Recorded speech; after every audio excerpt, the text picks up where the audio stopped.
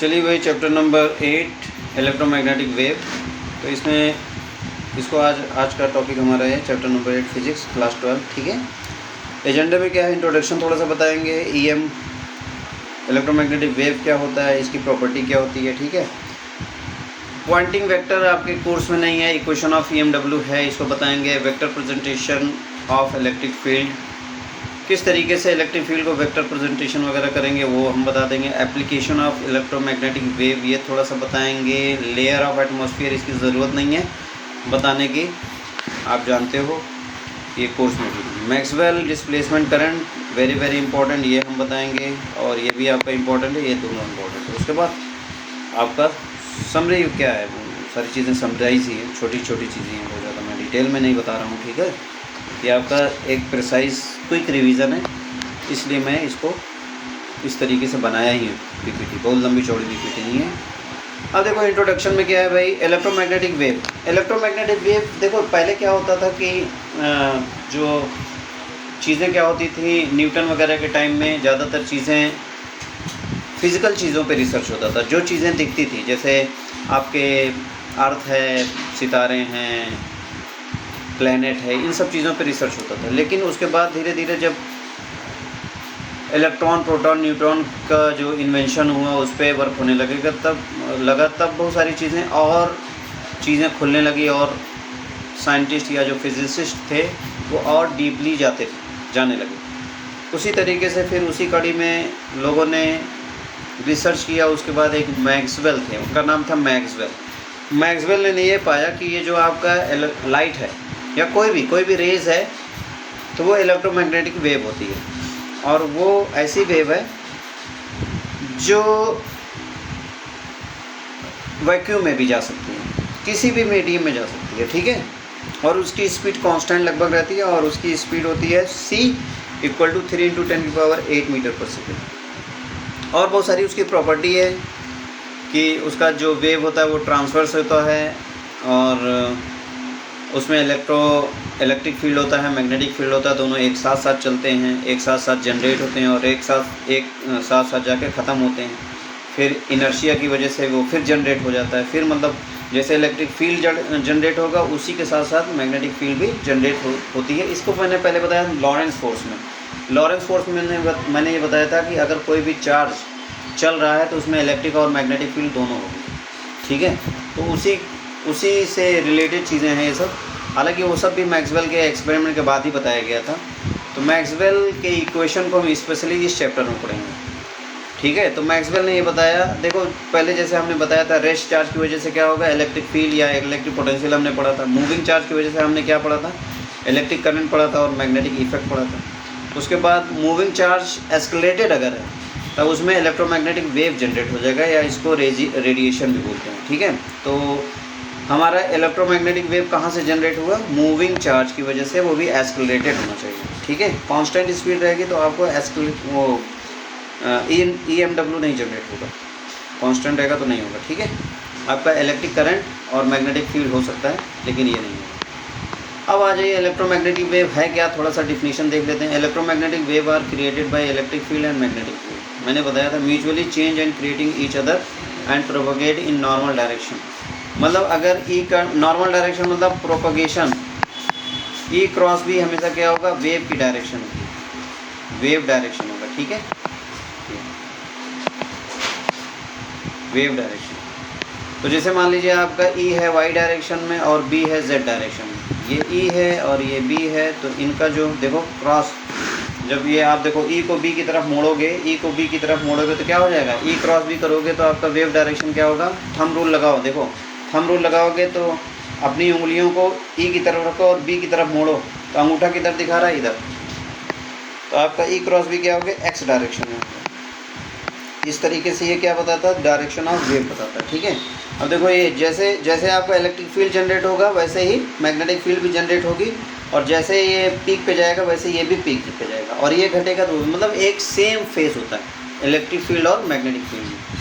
अगर कोई भी वेव इक्वेशन दिया है तो वहाँ इलेक्ट्रिक फील्ड और मैग्नेटिक फील्ड दिया है तो उसका जो फेज होगा ना वो सेम होगा। ठीक है, अगर एक सोर्स से आ रहा है तब, उसके बाद उसकी डायरेक्शन हम ऐसे फाइंड आउट कर लेते हैं। तो थोड़ा सा हम इसको और अच्छे से देखो, ई क्रॉस बी वो तो आपका डायरेक्शन बताता है, लेकिन E upon E naught upon B naught मतलब इलेक्ट्रिक फील्ड एट एयर और या vacuum, magnetic field in vacuum equal to speed of light के बराबर होता है। ठीक है, तो this equation is very very important. ये यूज बहुत ज़्यादा होता है, एप्लीकेबल बहुत ज़्यादा है। ठीक है, अब देखो ये प्रोपगेशन का मैंने डायरेक्शन बता दिया, वो जो डायरेक्शन होता है, हालांकि मैंने वो मॉड नहीं बताया, मॉड यहाँ पर हमने नहीं लिखा था, मॉड लिखने की ज़रूरत नहीं क्योंकि हमें सिर्फ डायरेक्शन बताना है।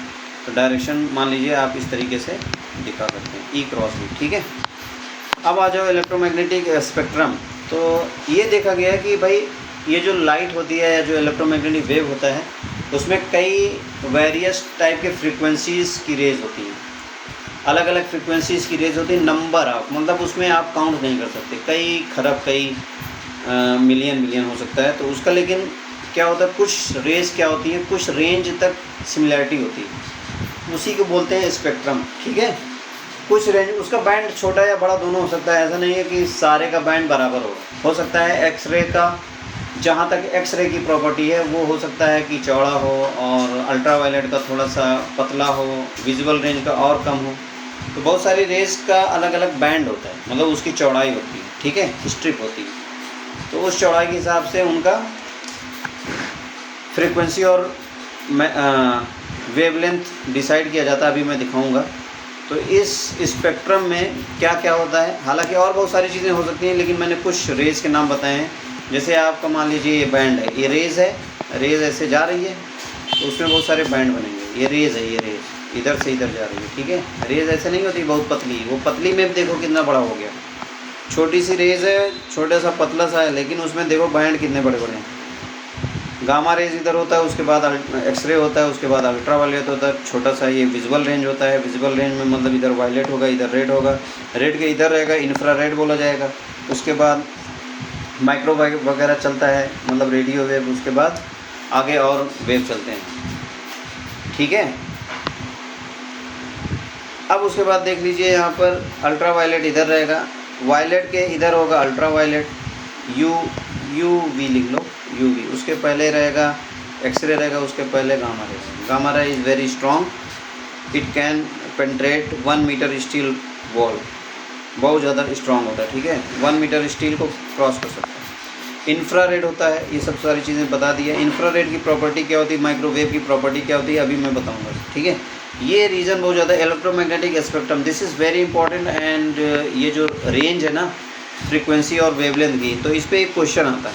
जैसे 10 की पावर 8 आ गया और बोला कि भाई ये किस रेंज की फ्रीक्वेंसी है, 10 की पावर 8, तो हम देखेंगे 10 की पावर 8 इधर आ रहा है, 10 की पावर 8 यहाँ रेडियो वेव में आ रहा है, तो रेडियो वेव हम लिख सकते हैं। ठीक है, 10 की पावर 9 या 10 आ रहा है, तो 10 की पावर 9 या 10 आपका नियर अबाउट ये आ रहा है आपका माइक्रोवेव। ठीक है, तो इस तरीके से क्वेश्चन एक आता है, इसके रेंज में फ्रीक्वेंसी रेंज दिया रहेगा या आपका वेवलेंथ की रेंज दिया रहेगा, या नीचे वाला दिया रहेगा या ऊपर वाला। ऊपर वाला फ्रीक्वेंसी रेंज है, देखो हर्ट्ज लिखा हुआ है, और नीचे वाला ये वेवलेंथ है, देखो सारे साइन बने हैं, आप यहाँ दे सकते हैं। दिस इज़ वेरी इंपॉर्टेंट, इसको याद रखना, इसमें से एक क्वेश्चन आएगा। ठीक है, 1 नंबर आपका बन जाएगा।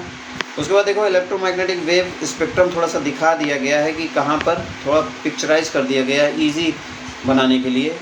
तो देखो यहाँ पर रेडियो वेव किस तरीके से बताया गया, देखो रेडियो इधर है, देखो उसकी फ्रीक्वेंसी कम होती जा रही है, जितना ज़्यादा स्ट्रॉन्ग वेव है उतना फ्रीक्वेंसी ज़्यादा है, फिर कम होती जा रही है। रेडियो वेव की फ्रीक्वेंसी कम हो रही है और इसका वेवलेंथ क्या होता है, बड़ा होता है। देखो ये दिख रहा है ना, देखो जिसकी जितनी ज़्यादा फ्रीक्वेंसी हो रही है उतना ज़्यादा स्ट्रॉन्ग है, फ्रीक्वेंसी धीरे धीरे धीरे घटती है, वेवलेंथ बढ़ता है। देखो ये दिख रहा है, ये वाला आप इससे देख सकते हैं, और ये वेरी वेरी इंपॉर्टेंट।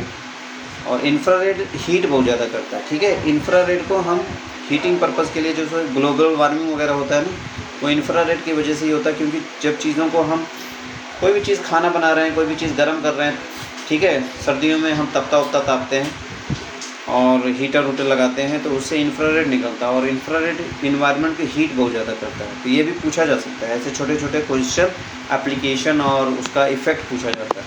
तो यहाँ मैंने लिखा हुआ, आपको कहीं ढूंढने की ज़रूरत नहीं है। कैरेक्टरिस्टिक ऑफ इलेक्ट्रोमैग्नेटिक वेव यहाँ पर मैंने बताया। इलेक्ट्रोमैग्नेटिक वेव जैसे छोटा सा इंट्रोडक्शन में कि it can travel in vacuum also, medium में भी, वैक्यूम में, सब में इसकी स्पीड नहीं बदलती है।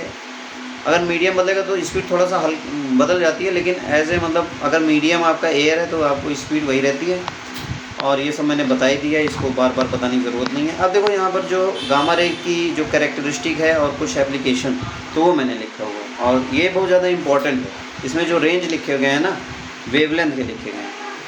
वेवलेंथ कभी कभी पूछता है, कभी कभी फ्रीक्वेंसी पूछता है, तो ऊपर आप जाएंगे तो फ्रीक्वेंसी भी देख सकते हैं, कोई बात नहीं। और वेवलेंथ तो यहाँ लिखा हुआ है, तो इस पर भी क्वेश्चन आता है। देखो ये सारी चीज़ें लिखी हुई हैं। गामा रेज क्या है, मैंने जैसे बताया था, इन्होंने बैक्यूरेल ने इसको, क्यूरी ने 1896 में बहुत पहले ही इसको इन्होंने इन्वेंट कर दिया। देखो वो लोग रिसोर्सेज कम थे, बहुत सारी चीज़ें कम थी, लेकिन उन्होंने दुनिया को देखो कितना चीज़ें बता के गए। आज हम लोग कुछ नहीं इन्वेंट कर पा रहे, सारी चीज़ें मौजूद हैं, सारी चीज़ें, फिर भी कुछ नहीं कर पा रहे। तो आज से मतलब जो हमारे पूर्वज थे या हमसे पहले थे, उन लोगों का एजुकेशन या उन लोगों का पैशन कितना अच्छा रहा होगा। देखिए माइंड कितना अच्छा रहा होगा, सारी चीज़ें हमें खोज के इन्वेंट कर करके दे दिया। ठीक है, तो एक्सरे क्या होता है, this is also very important rays and used in medical purpose. ठीक है, बहुत सारी डिटेक्टिंग पर्पज़ में यूज़ होता है, बहुत सारे कंस्ट्रक्शन पर्पज़ में भी यूज़ होता है एक्सरे। तो ये सारी चीज़ें लिखी हुई हैं, आप इसको देख सकते हैं। Ultraviolet rays is also important and harmful also. तो यहाँ पर ये photo electric effect and kill the bacteria of many diseases, ये पानी उनी को साफ़ करने के लिए, उसकी बैक्टीरिया ख़त्म करने के लिए यूज़ किया जा सकता है। ठीक है, बहुत सारे इसके लेकिन हार्मफुल इफ़ेक्ट भी हैं। अल्ट्रावायलेट अगर आपके डायरेक्ट सन पे आ जाए, जो कहते हैं ग्रीन हाउस इफ़ेक्ट अल्ट्रावायलेट की वजह से होता है। ठीक है, नहीं ग्रीन हाउस इफ़ेक्ट, हाँ एक तरीके से यू कैन से। तो इसमें सारी चीज़ें लिखी हुई। Ultraviolet radiation in the radiation receive from sun, major part of is that ultraviolet radiation. हाँ, तो मेजर पार्ट क्या होता है, जो सन से रेज आती हैं वो क्या होती हैं, अल्ट्रावायलेट रेडिएशन होता है। इसकी वजह से आपका ग्लोबल वार्मिंग बहुत ज़्यादा होता है। और अगर ये डायरेक्ट आ जाए, ओजोन लेयर ना रहे ना आपके इन्वायरमेंट के ऊपर, तो सारी चीज़ें, पानी उनी सूख जाएगा आपको। वाइट विजुअल लाइट मैंने बताया था कि ये लाइट ऐसा रेंज है जो हमें इनेबल करता है किसी ऑब्जेक्ट को सी करने के लिए, किसी ऑब्जेक्ट को देखने के लिए। तो ह्यूमन जो आइज़ रेंज है वो क्या है, विजुअल लाइट रेंज होती है 10⁻⁻7 से लेकर 4 × 10⁻⁷ मीटर से लेकर 7 × 10⁻7 तक जाती है। और इससे हम किसी चीज़ को देख पाते हैं इसकी मदद से। हेल्प ऑफ थर्मल और इंफ्रारेड, जैसे मैंने बोला था कोई चीज़ गर्म करोगे तो इंफ्रारेड निकलेगा। ठीक है, इसलिए ये ग्लोबल वार्मिंग में बहुत ज़्यादा इसका रोल है। Microwave they are discovered in Hertz वगैरह, देखो फैराडे वगैरह के ही टाइम के लोग हैं, मैक्सवेल वगैरह, तो इन लोगों ने बहुत सारे एक्सपेरिमेंट शुरू किए, तो उसमें बहुत सारी चीज़ें निकलती गई। तो कि किसी के हिस्से में कुछ मिला, किसी के हिस्से में कुछ मिला, मैं सबसे छोटा था, मेरे हिस्से में वहाँ मिली यही है। ठीक है, तो माइक्रोवेव किसी के हिस्से में पड़ गया, किसी के हिस्से में रेडियो वेव पड़ गया, किसी के हिस्से में अल्ट्रावायलेट पड़ गया, एक्सरे पड़ गया। ठीक है, और हम लोग सबसे छोटे थे तो हमारे हिस्से में माँ मिली, हमें कुछ नहीं मिला। एप्लीकेशन ऑफ EM, देखो EMW का एप्लीकेशन मैंने बताया था, वो तो स्पेसिफिकेशन था, वो प्रॉपर्टी थी और किस तरीके से रेंज है उसका वो बताया। एप्लीकेशन का होता है ये मैंने बताया ना, radio and microwave radiation are use in radio and TV communication. Radio वगैरह कम्युनिकेशन पर्पज़ में बहुत ज़्यादा यूज़ होता है, नेविगेशन वगैरह में काम आता है। ठीक है, microwave radiation are mainly use in radar and TV communication. Radar वगैरह सिस्टम होता है ना, वहाँ पर जैसे मैंने अभी नेविगेशन बोला, वहाँ पर यूज़ किया जाता है। TV कम्युनिकेशन के लिए भी यूज़ किया जाता है। Infrared radiation are use to greenhouse effect, वही मैंने बताया, ग्रीन हाउस इफेक्ट प्रोड्यूस करने के लिए इंफ्रारेड का यूज़ करते हैं। ठीक है, उसके बाद हमारा आएगा बेटा अल्ट्रावायलेट रेडिएशन मैंने किल द बैक्टीरिया वगैरह के लिए आएगा। बैक्टीरिया को यहाँ पर लिखा होगा, preserve the food, detection invisible writing, जैसे बहुत सारी चीज़ें डिटेक्टिव होते हैं, आपके फिंगरप्रिंट को पहचान जाते हैं, तो वो सब इन सब चीज़ों के हेल्प से ही करते हैं। बहुत सारी चीज़ें राइटिंग होती हैं जो बहुत छोटी छोटी होती हैं, उसको पढ़ने में काम आता है, बहुत सारी चीज़ें होती हैं। ठीक है, एक्सरे का देखो यूज़ होता है, लिखा हुआ है about the structure of atomic nuclei, atomic nuclei का स्ट्रक्चर कैसा है, एक्सरे का यूज़ होगा। The study of crystal structure, कोई भी सॉलिड है उसका क्रिस्टल कैसा है, कैसा उसका लैटिस है, वो सब पढ़ने में काम आता है। In the fracture of bone वगैरह में फ्रैक्चर होता है तो उसको देखो हड्डी टूट जाती है किसी की तो क्या करते हैं, एक्सरे करवाते हैं। डॉक्टर क्या बताता है, एक्सरे करवाते, ठीक है। और बहुत सारे डिटेक्शन वगैरह में काम आता है। Gamma rays are use treatment for cancer and tumour और कैंसर को किल करने में, उसके सेल को किल करने में यूज़ होता है। वेरी केयरफुल, लेकिन ऐसा नहीं कि आप गामा रे और किसी पे मार दें और उसको उल्टा हो जाएगा कैंसर। तो गामा रेज ऐसे नहीं, उसका बहुत ज़्यादा जो ख़राब सेल होती हैं, कैंसर वाली सेल होती हैं, उसको किल कर देता है। To produce nuclear action, nuclear action के लिए, रिएक्शन के लिए भी गामा रेज की ज़रूरत होती है, ठीक है।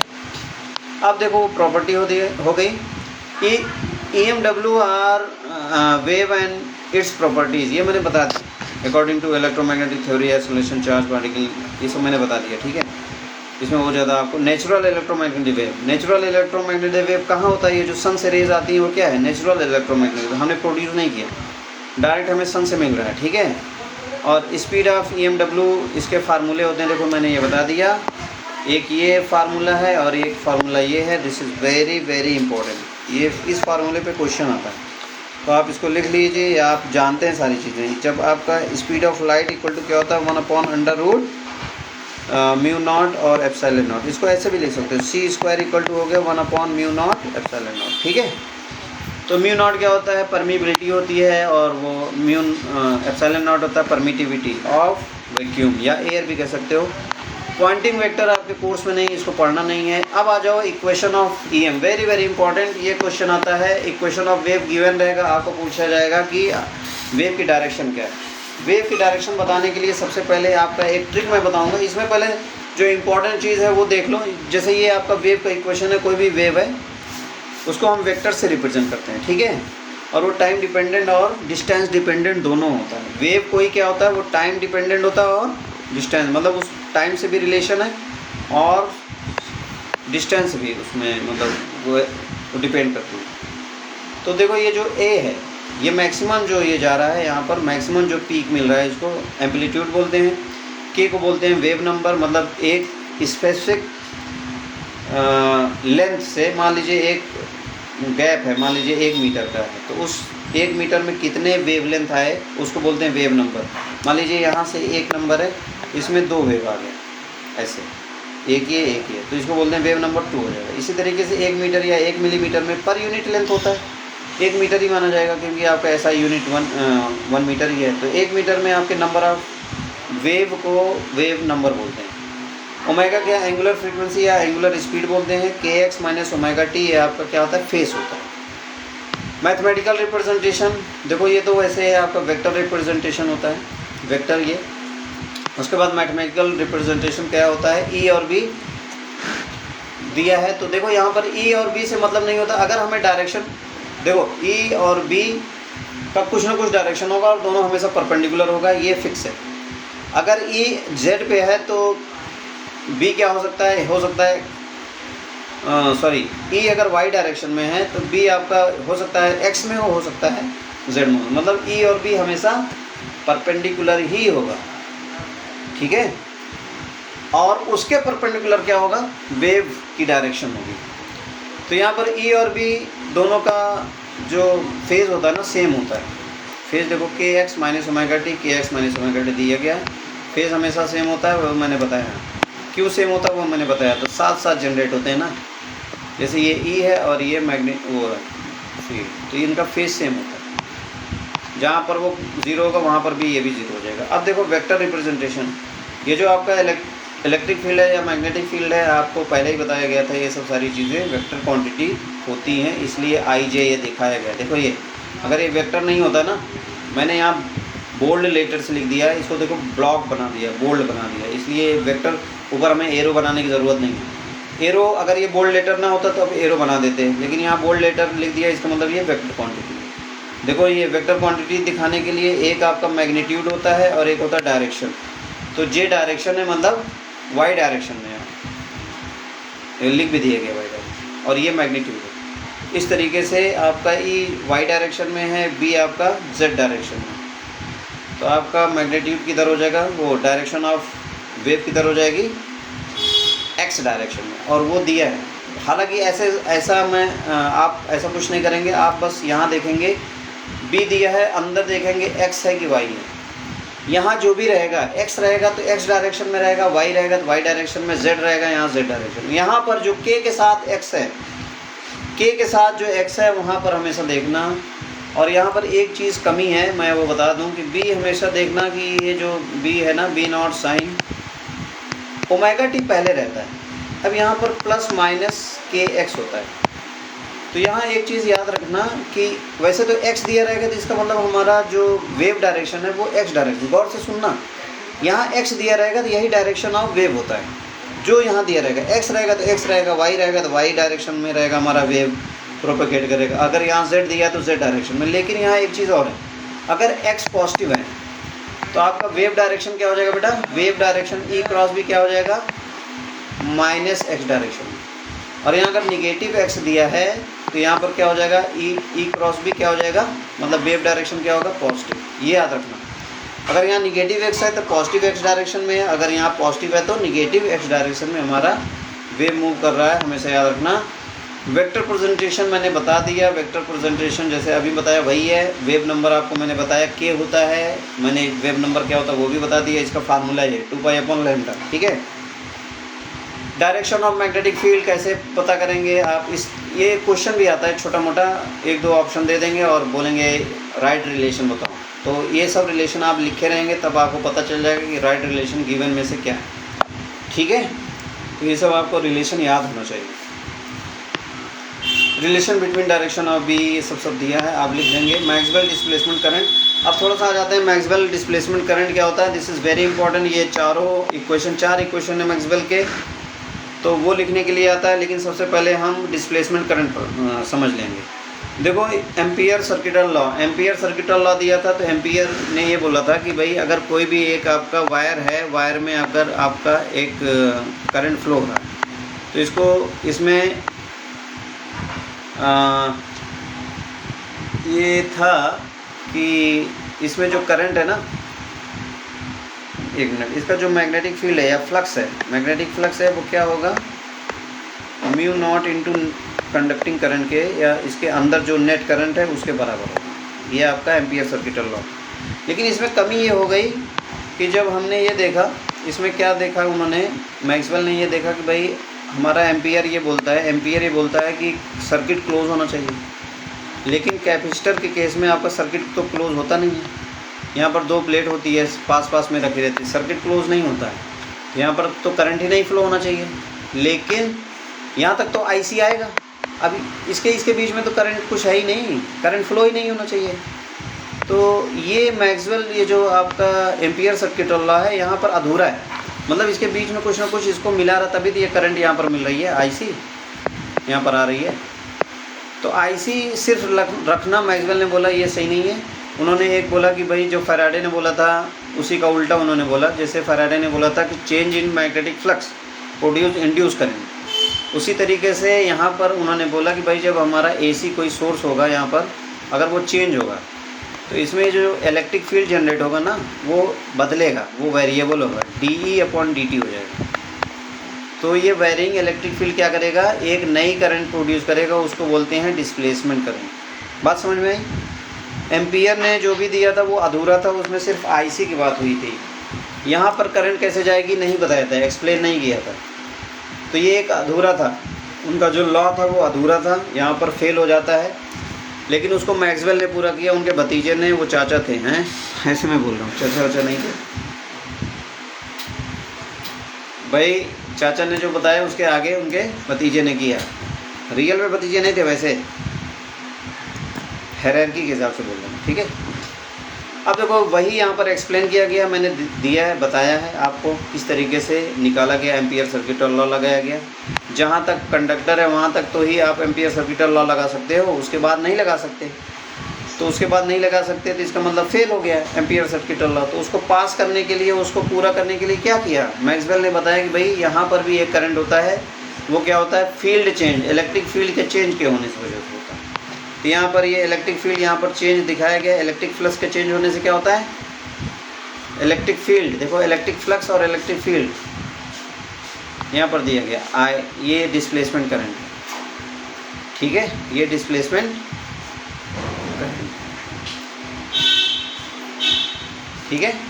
देखो यहाँ पर दे दिया गया फाई, हमने फ्लक्स निकाल दिया, ई ए, और ई के चेंज होने से फ्लक्स भी चेंज होगा, इलेक्ट्रिक फ्लक्स भी चेंज होगा। इलेक्ट्रिक फ्लक्स चेंज होने की फार्मूला ये है। उसके बाद इस तरीके से आया I d upon epsilon naught, तो आपका इस तरीके से I d equal to this much हो गया। यही आपका मैक्सवेल करेक्शन है। क्या है? Maxwell correction for Ampere circuit law. अब आ जाओ वो जो चार आपके फार्मूले हैं। Energy density of an electromagnetic wave, ये तो है नहीं, ये तो बाद में बता देंगे, पहले वो जो चार इक्वेशन है ना वो लिख लो मैक्सवेल के, दिस इज़ वेरी इंपॉर्टेंट। इसको एनर्जी डेंसिटी अभी बता देंगे, है नहीं वैसे कोर्स में आपको, ठीक है। अब मैक्सवेल इक्वेशन क्या है? मैक्सवेल ने जो चार इक्वेशन होते हैं, गॉस ने दिए दो, एक करंट इन्होंने दिया एम्पियर सर्किट लॉ, और एक फैराडे ने दिया। तो उन चारों इक्वेशन को इन्होंने कलेक्ट किया और बोला कि भाई अगर आपको इलेक्ट्रोडायनेमिक पढ़ना है, इलेक्ट्रोमैग्नेटिक इक्वेशन या इलेक्ट्रोडायनेमिक आपको पढ़ना है, तो इन चार इक्वेशन की ज़रूरत पड़ेगी। चार इक्वेशन को कभी नहीं भूलना, ठीक है। इलेक्ट्रोमैग्नेटिज्म, अगर आपको इलेक्ट्रोमैग्नेटिज्म समझना है कि मतलब इलेक्ट्रिक करंट से मैग्नेट डेवलप हो रहा है और मैग्नेटिक चेंज से आई डेवलप हो रहा है, इसको अगर आपको सही समझना है तो चार इक्वेशन आपको ध्यान में रखना होगा। वही चार इक्वेशन मैक्सवेल, बाद में चल के मैक्सवेल इक्वेशन बोले गए, जबकि वो ऐसा नहीं कि उन्होंने बनाया है, वो मैं उनके पहले काम हो चुका है, गॉस लॉ वगैरह ने बताया, उसी को इन्होंने बताया कि भाई किस तरीके से आप इलेक्ट्रोस्टैटिक और डायनेमिक को समझने के लिए इन सब चीज़ों का यूज़ कर सकते हो। तो गॉस लॉ फॉर इलेक्ट्रोस्टैटिक हमने ये बताया था, गॉस ने ये बताया था, सॉरी हमने ये पढ़ा था, गॉस ने बताया था कि कोई भी अगर चार्ज है तो उसको पहले घेरा बना लो, एक क्लोज सरफेस बना लो, और वो जो क्लोज सरफेस जब बना लोगे तो टोटल फ्लक्स अगर वहाँ से जो गुजरेगा उसकी वैल्यू क्या होगी? Net Q inside the surface upon epsilon not, ये बताया था। तो सबसे पहले जो फ्लक्स निकलेगा उसकी वैल्यू क्या होगी इन्होंने ये बताया, पहला तो ये हो गया, ठीक है। मतलब अंदर फ्लक्स कुछ नहीं होगा, बाहर सारी चीज़ें, मतलब इन्होंने ये बताया कि भाई अगर कोई भी फील्ड जब डेवलप होती है तो किसी भी सरफेस पे तो बाहर ही रहती है, अंदर कुछ नहीं रहता, अंदर फील्ड जीरो रहेगी, इसलिए पोटेंशियल कांस्टेंट रहता है। तो बहुत सारी चीज़ें इसमें देखो यहाँ लिखा है, important consequences of this law, क्या कॉन्सिक्वेंसेस हुए, क्या मतलब इसके परिणाम निकले। The change charge on an insulated conductor reside only on its outer surface. इसका डिडक्शन ये निकला कि कोई भी इंसुलेटर ऑब्जेक्ट है तो चार्ज हमेशा क्या होता है? ऊपर ऊपर रहता है। The electrostatic force between two charge is universally proportional to square of distance between them. जो फोर्स इलेक्ट्रोस्टैटिक फोर्स है वो इन चार्ज के बीच में जो डिस्टेंस होती है ना उसके इन्वर्सली प्रोपोर्शनल होता है, स्क्वायर है। तो ये डिडक्शन यहाँ से निकला। Gauss law of magnetism, magnet के लिए इन्होंने बोला कि किसी भी मैग्नेट को अगर सरफेस में क्लोज कर दोगे, एक सरफेस बना लोगे, तो वहाँ से फ्लक्स जो निकलने वाला है वो ज़ीरो होगा। तो इसका मतलब इन्होंने बोला कि भाई जो भी मैग्नेट का फील्ड है, मैग्नेट के अंदर आने वाला और बाहर जाने वाला दोनों बराबर होगा। इसका मतलब मैग्नेट कभी भी वन साइडेड नहीं हो सकता, मतलब उसमें यूनिपोलर नहीं हो सकता, जितना फ्लक्स आएगा उतना जाना चाहिए, इसलिए वो बाईपोलर होगा। तो वही ये लॉ बताता है कि भाई किसी भी मैग्नेट को अगर आप सरफेस से घेर लोगे तो उसका जो नेट मैग्नेटिक फील्ड होगा ना इनसाइड, तो ज़ीरो रहेगा, उससे कोई मतलब नहीं, ठीक है। फैराडे लॉ ने बोला था, फैराडे ने क्या बोला था? फैराडे ने ये बोला था कि भाई अगर मैग्नेटिक फील्ड, इलेक्ट्रिक करंट से मैग्नेटिक फील्ड जनरेट हो रहा है, हालांकि उन्होंने बताया, ऑर्स्टेड ने बताया था, लेकिन उन्होंने उसको एलेबोरेट किया। फैराडे ने इसका उल्टा, ऑर्स्टेड का उल्टा सोचा कि भाई अगर करंट से मैग्नेटिक फील्ड जनरेट हो जा रहा है तो मैग्नेटिक फील्ड से करंट भी जनरेट होना चाहिए। तो इन्होंने एक्सपेरिमेंट किया, आखिर में इनको मिला, लेकिन वो इतना थोड़ा मिला कि वो ज़्यादा यूज़फुल नहीं था, लेकिन वो बहुत ज़्यादा एक चिंगारी है आगे डेवलपमेंट के लिए, बड़ा यूज़फुल हुआ। बाद में आज जो जितने भी आपके अल्टरनेटर, जितने भी लाइट वाइट चल रहे हैं, सब क्या है? फैराडे लॉ ना होता तो ये सारी चीज़ें बनती ही नहीं। फैराडे ने बताया, रास्ता दिखाया कि भाई किस तरीके से मैग्नेट से भी करंट जनरेट किया जा सकता है।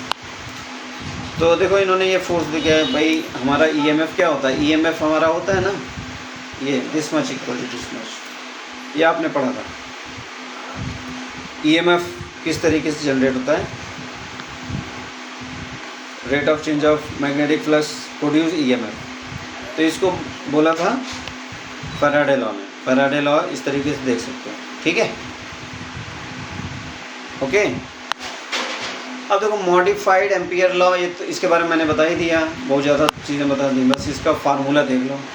अच्छा हाँ, जब इसका एक चीज़ और है इसमें खासियत है, जब इसको आप निकालोगे ना, मतलब इसका एक डिडक्शन है, एक क्वेश्चन है मैं बता दूंगा, उस क्वेश्चन को भी बता दूंगा, समझ में आ जाएगा आपको तो लास्ट में एकदम। तो डिस्प्लेसमेंट करंट क्या है बेटा, डिस्प्लेसमेंट करंट हमेशा कंडक्टिंग करंट के बराबर होता है। मतलब ये जो तुम्हारा ये मैंने करके बताया था, तो इसमें जो डिस्प्लेसमेंट करंट है ना, ये जो बीच वाली डिस्प्लेसमेंट करंट ID, ये हमेशा IC के बराबर है। उसका अभी एक क्वेश्चन है वो उसमें निकाल के मैं बता दूंगा। देखो ये हो गया आपका ऑल अबाउट चैप्टर नंबर 8। अब इसमें देखो कुछ ये भी है, थोड़ा सा एनर्जी डेंसिटी भी है, तो थोड़ा सा उसको भी पढ़ लो, थोड़े सा ही है, 1-2 मिनट का काम है। Electromagnetic wave carries energy. अब ये जानते हो कि इलेक्ट्रोमैग्नेट क्या होता है, एक वेव होती है और वेव हमेशा एनर्जी कैरी करती है अपने साथ, और उस एनर्जी से ही आगे बहुत सारे फेनोमेना होते हैं भाई। जैसे लाइट से बहुत सारे फेनोमेना होते हैं ना, इंटरफेरेंस है, रिफ्लेक्शन है, रिफ्रैक्शन है, डिस्पर्जन है, डाइवर्जन है, ट्रांसमिशन है, बहुत सारे होते हैं, बहुत सारे। तो वो एनर्जी के फॉर्म को इधर उधर बदलता है, हीट हो जाता है। एनर्जी पड़ेगी, सूरज की रोशनी पड़ेगी आपके स्कूटी पे, तो स्कूटी की गति हीट हो जाती है, उस पर बैठ के दिखाओ, है कि नहीं।